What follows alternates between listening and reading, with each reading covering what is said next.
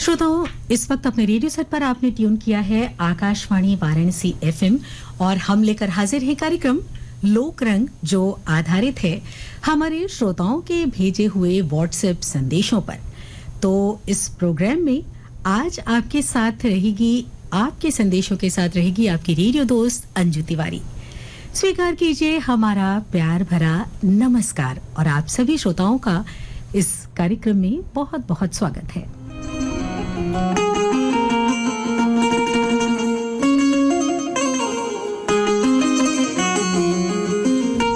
श्रोताओं, आप सभी को पता है कि इस प्रोग्राम में हम आपको बताते हैं लोकगीतों के कलाकार का नाम, और आपको जिस कलाकार का लोकगीत सुनना होता है उसके लिए आप हमें करते हैं व्हाट्सएप संदेश। और संदेश भेजने का जो नंबर है, यानी हमारा व्हाट्सएप नंबर है 7905519981। नंबर एक बार फिर नोट कर लें, 7905519981। तो हमें इंतजार होगा आपके संदेशों का। उससे पहले आपको बता दें कि आज हमारे इस प्रोग्राम में कलाकार कौन कौन से हैं। तो आज हमने जिन कलाकारों को शामिल किया है ये हैं विदुषी शारदा सिन्हा, मंगला विश्वकर्मा और सुचरिता गुप्ता। विदुषी शारदा सिन्हा, मंगला विश्वकर्मा और सुचरिता गुप्ता, इनके लिए आप हमें भेजेंगे व्हाट्सएप संदेश, हमें इंतजार होगा। और अब सबसे पहले कार्यक्रम में आपको सुनवाते हैं विदुषी शारदा सिन्हा का गाया ये झूमर। सुनिए और आनंद लीजिए और हमें भेजिए अपने संदेश।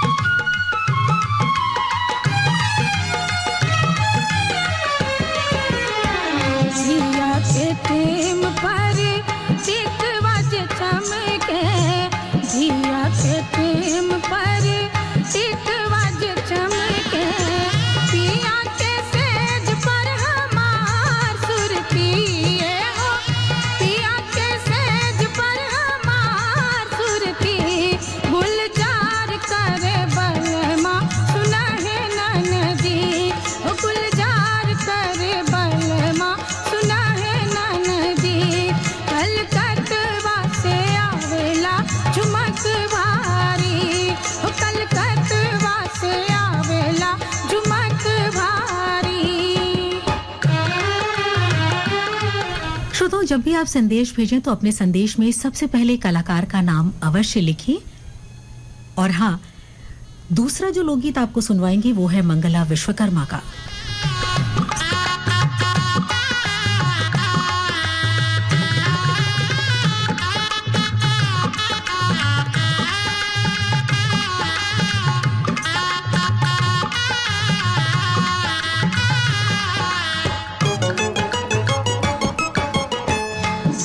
के टेम पर हासुली जे चमके, दिया के टेम पर हासुली जे चमके, पिया के सेज पर हमार सुरती हो, पिया के सेज पर हमार सुरती, गुलजार करे बलमा सुना है ननदी, गुलजार करे बलमा सुना है ननदी।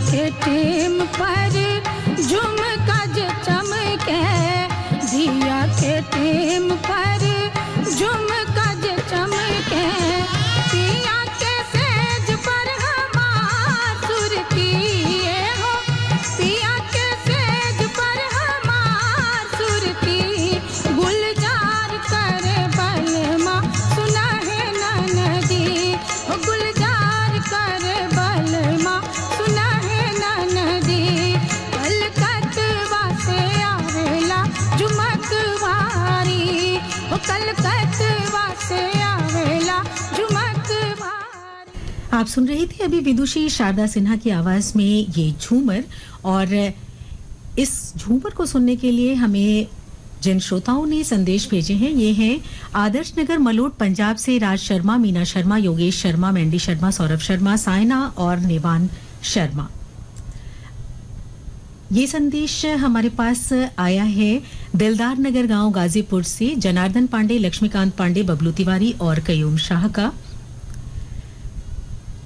जमानिया जिला गाजीपुर से सुरेश जायसवाल, उर्मिला जायसवाल, दीपक और स्वाति जायसवाल। जमानिया रेलवे स्टेशन से आशुतोष अभिनव जायसवाल।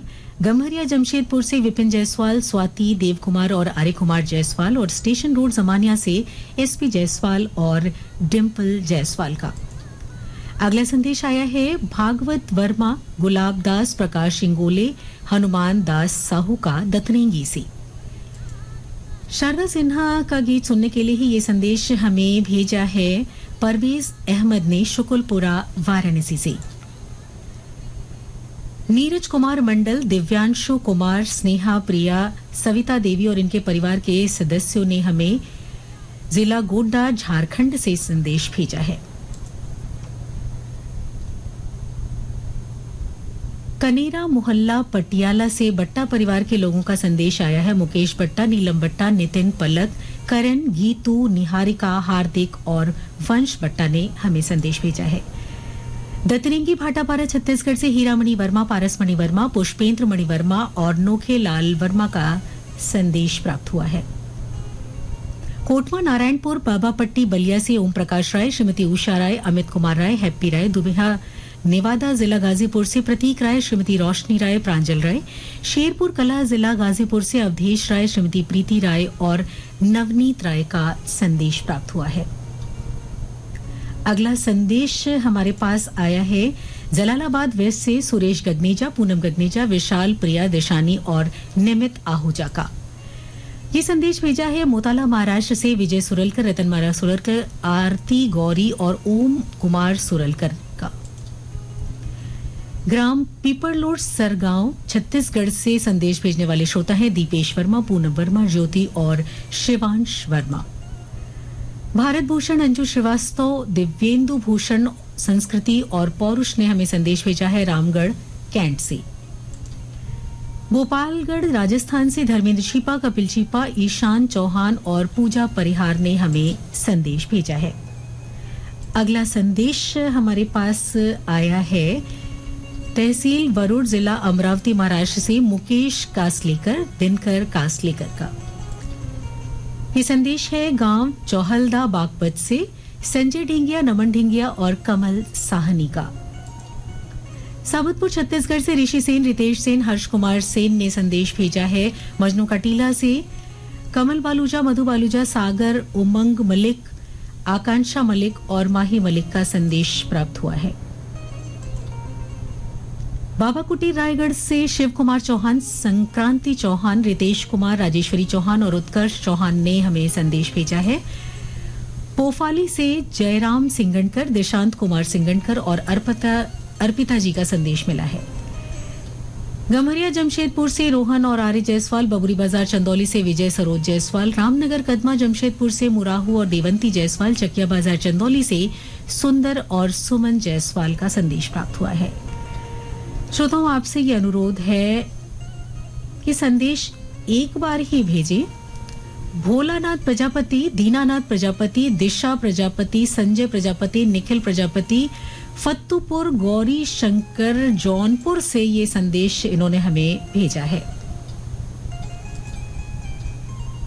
सुनील वर्मा का संदेश हमें प्राप्त हुआ है फेफना बलिया से। शारदा सिन्हा के गीत की फरमाइश हमें भेजी है करण बिंद ने पूरे मुनिया असनाव बाजार भदोही से।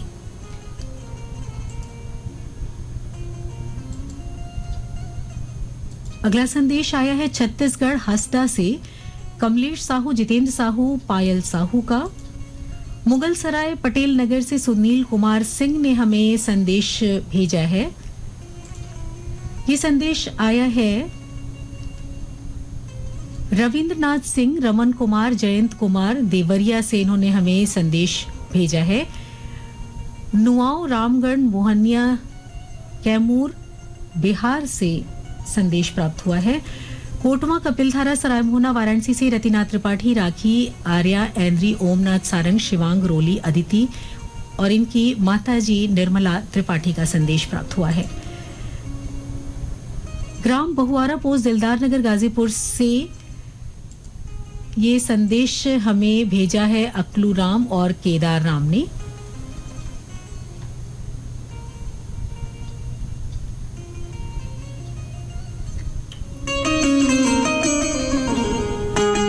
और अब आपको सुनवाते हैं कार्यक्रम का अगला लोकगीत। कलाकार मंगला विश्वकर्मा, इनके स्वर में सुनिए विवाह गीत।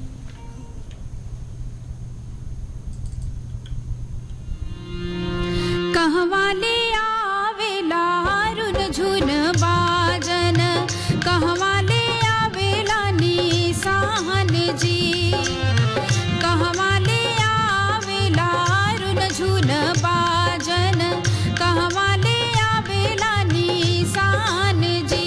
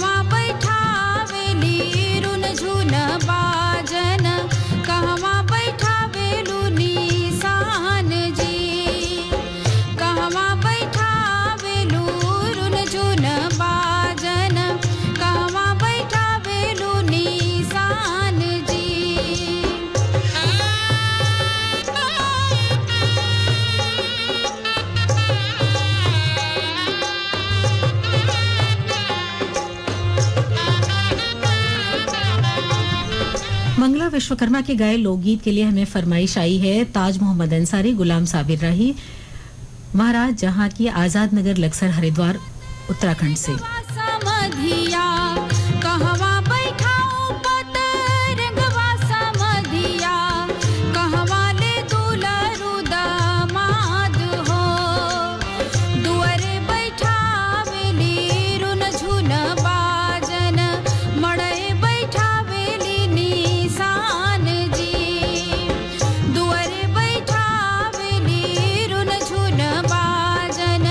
मड़े बैठा वेली नी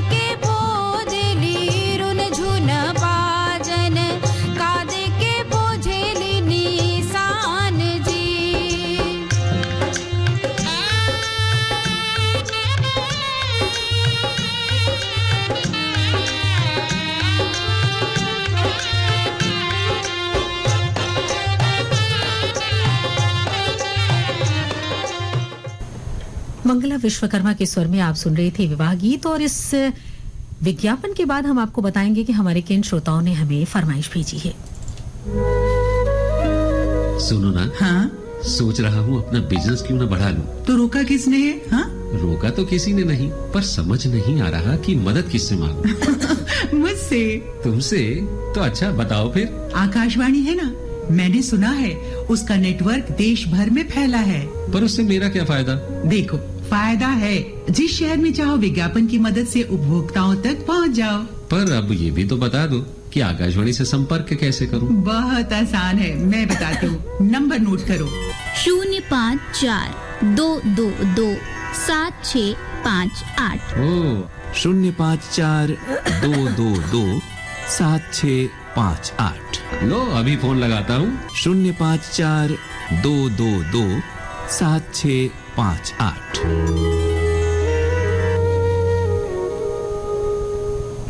आकाशवाणी वाराणसी एफएम से प्रत्येक सोमवार से शुक्रवार तक दिन में 12 बजे सुनिए एनसीईआरटी द्वारा प्रायोजित कार्यक्रम प्रधानमंत्री आवास योजना ग्रामीण सर्वे 2024 हो चुका है शुरू। पक्के घर का सपना अब साकार हो जाएगा। हमारा लल्ला अब बारिश में भी चैन से सो पाएगा। पहुंचने का सुलभ और सस्ता माध्यम है आकाशवाणी। आकाशवाणी के विभिन्न केंद्रों से कीजिए अपने उत्पादों और सेवाओं का प्रचार विज्ञापनों के माध्यम से। लोकल और राष्ट्रीय स्तर पर कीजिए अपने बिजनेस का विस्तार, क्योंकि आकाशवाणी में विज्ञापन बुकिंग हुई बहुत ही आसान। अब घर, दफ्तर या दुकान पर बैठे बैठे आप कर सकते हैं विज्ञापनों की बुकिंग। डायल कीजिए 054-222-7658। नंबर एक बार फिर नोट करें। 054-222-7658। बड़ी खुश लग रही हो दीदी, क्या बात है? खुश क्यों ना हूँ भाई, प्रधानमंत्री आवास योजना ग्रामीण का सर्वे जो शुरू हो गया है। अपना घर, अपना संसार, सुखी और खुशहाल परिवार। श्रोताओं, अंतराल के बाद हम हाजिर हैं एक बार फिर कार्यक्रम लोकरंग लेकर, जिसमें हमारे ढेर सारे श्रोताओं के फरमाइशी व्हाट्सएप संदेश आए हुए हैं। और मंगला विश्वकर्मा का गाया विवाह गीत आपने सुना, जिसके लिए हमें संदेश आया है रमेश कुमार विश्वकर्मा, पूनम विश्वकर्मा, प्रियांशु, प्रीत, प्रांजल, प्रकृति का, ग्राम मेहंदीगंज, मड़ई पोस्ट, राजा तालाब, वाराणसी से। इन्हीं का गीत सुनने के लिए हमें नौगढ़ बाजार चंदौली से संदेश भेजा है सुरेश विश्वकर्मा, सुशीला विश्वकर्मा, पीयूष, आयुष, प्रहलाद, आयांश विश्वकर्मा और उनकी माताजी का।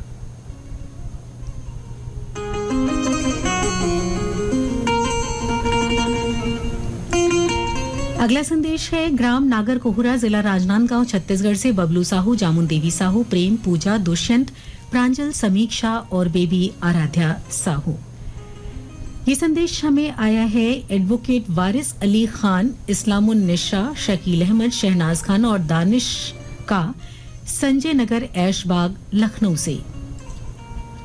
अगला संदेश आया है हरैया बाईपार से, आजमगढ़ से, सत्यम यादव, शिव कुमार यादव, सूर्यनाथ यादव, अंश, हर्षद यादव, इन्होंने हमें संदेश भेजा है। ये संदेश आया है शाहकुटी मुगलसराय से सोनू जायसवाल, मंजू जायसवाल, हनुमानपुर मुगलसराय से डब्लू और माया जायसवाल, सोनारी जमशेदपुर से कृष्णा और पूनम जायसवाल का, रामनगर कदमा जमशेदपुर से विनोद और टिंकी जायसवाल का। नफीस अंसारी जी ने हमें धरहरा से भेजा है संदेश, और परवेज अहमद ने शुकुलपुरा वाराणसी से संदेश भेजा है। अगला संदेश हमारे पास आया है जयंत सिंह राजनारायण पटेल का, मन्नापुर चंदौली से। कुदोपाली उड़ीसा से संदेश भेजने वाले श्रोता हैं गिरधारी लाल विश्वकर्मा, सरस्वती देवी विश्वकर्मा और विहंगम विश्वकर्मा का। एकता कॉलोनी रोहतक हरियाणा से सीताराम कांगड़ा, बबीता बोट, निखिल कांगड़ा और अंकित कांगड़ा का संदेश हमें मिला है। मोताला महाराष्ट्र से विजय सुरलकर, रतनमाला सुरलकर, आरती गौरी और ओम कुमार सुरलकर ने संदेश भेजा है। श्रोताओं, संदेश को दोबारा या बार बार ना भेजें। पद्मा टॉकीज नेपा नगर से सुदर्शन शाह, पल्लवी शाह, प्रखर शाह, कुशल शाह, नीति, सुरभि, अश्विन शाह, मंगलाविन शाह और राजेंद्र जी शाह ने हमें संदेश भेजा है। और अब आपको सुनवाते हैं कार्यक्रम का आखिरी लोकगीत जो है सुचरिता गुप्ता की आवाज में। सुनिए दादरा।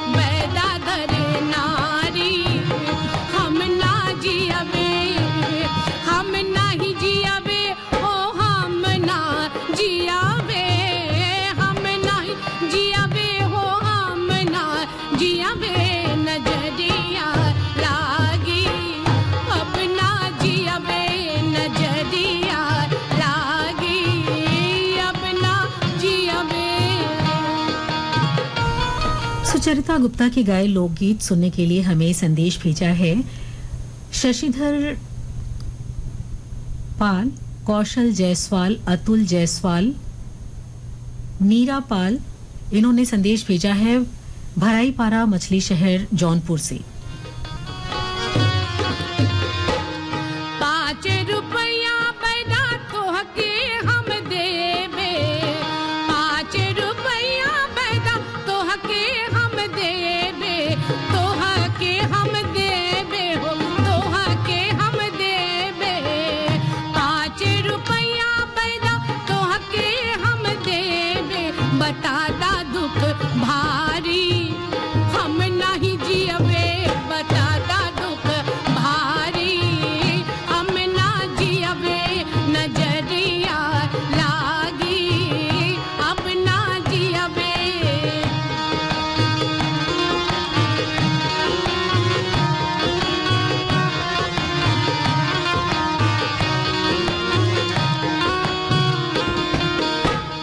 ना बट सर दी ना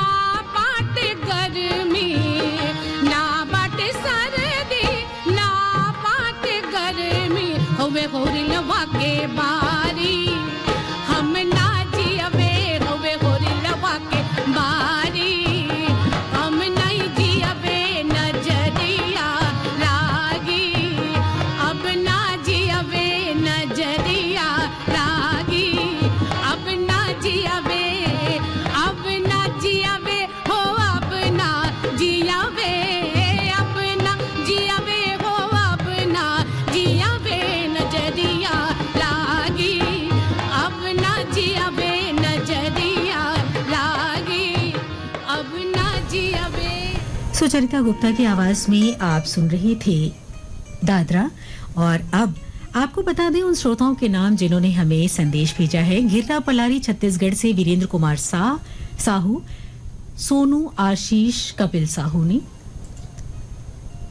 स्टेशन रोड समानिया से एसपी जायसवाल, डिंपल जायसवाल, आशुतोष और अभिनव जायसवाल। पुरानी भिलाई 3 चरौदा छत्तीसगढ़ से डॉक्टर नौशाद अहमद सिद्दीकी, बेगम हमीदुन सिद्दीकी, जीशान अहमद सिद्दीकी, शाहनवाज अहमद सिद्दीकी और सिद्दीकी परिवार के सभी सदस्यों की तरफ से ये संदेश आया है। गणेशपुर शिवपुर वाराणसी से संतोष कुमार, अशोक कुमार और मनोज कुमार ने संदेश भेजा है।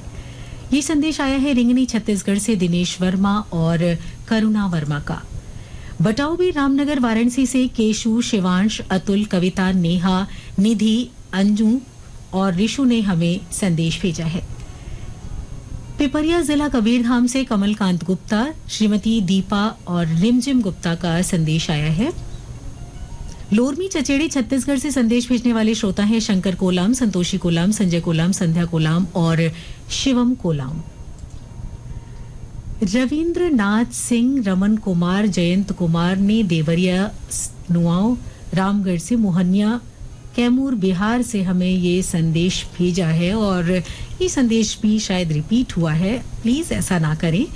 इफ्तिखार अहमद, मोहम्मद कैफ, मोहम्मद सैफ ने हमें नई बाजार चंदौली से संदेश भेजा है। गांव हारिया ठाणे जिला सिरसा हरियाणा से सतवीर सिंह बिजारनिया, देवेंद्र, राजपाल, अभिषेक, योगेश, पूजा, आरजू और नव्या बिजारनिया ने हमें संदेश भेजा है। अगला संदेश हमारे पास आया है छत्तीसगढ़ चूड़ी लाइन मुंगेली से मोहम्मद इसहाक, खतीजा बेगम, मोहम्मद अशफाक, आफरीन बेगम, मोहम्मद अल्ताफ और नीलोफर फातिमा का। बबरी बाजार चंदौली से विजय, सरोज, सुंदर और सुमन जायसवाल का संदेश आया है। श्रोताओं, हमारा ये कार्यक्रम आपके संदेशों से ही सजा संवरा रहता है और इसकी खूबसूरती भी यही है कि आप हमें संदेश भेजते हैं और हम आपके संदेश शामिल करते हैं और हमारी कोशिश होती है कि बहुत सारे श्रोता इस प्रोग्राम से जुड़े और हम उनको अलग अलग कलाकारों के लोकगीत सुनवाएं। लोकरंग के कार्यक्रम में कई बार ऐसा होता है कि संदेश बहुत ज्यादा आते हैं और कई बार संदेशों की संख्या कुछ कम हो जाती है, तो श्रोताओं पर निर्भर करता है कि वो किस प्रोग्राम को कितनी तन्मयता से सुन रहे हैं। हालांकि लोकरंग से बहुत सारे श्रोता जुड़ते हैं। ये संदेश दिखाई दे रहा है कंप्यूटर स्क्रीन पे। लोकू कॉलोनी लोहारू हरियाणा से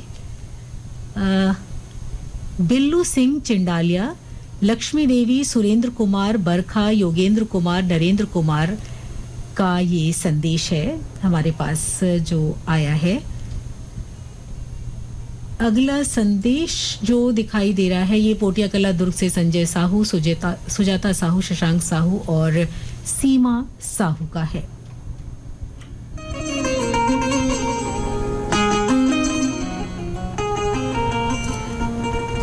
डोंगरगांव छत्तीसगढ़ से राष्ट्रपाल गजभिये, राधिका गजभिये, बेबी अनुष्का और तन्मय गजभिये ने संदेश भेजा है। बालकरण वर्मा, अंजनी ज्योति वर्मा, रेखा धनेश्वरी वर्मा और राजिम रजमत वर्मा ने संदेश भेजा है पंचायत बठेना पाटन, जिला दुर्ग, छत्तीसगढ़ से। और अब इसके साथ ही कार्यक्रम समाप्त होता है। सुनिए mid day news. Good afternoon. This is Akashvani.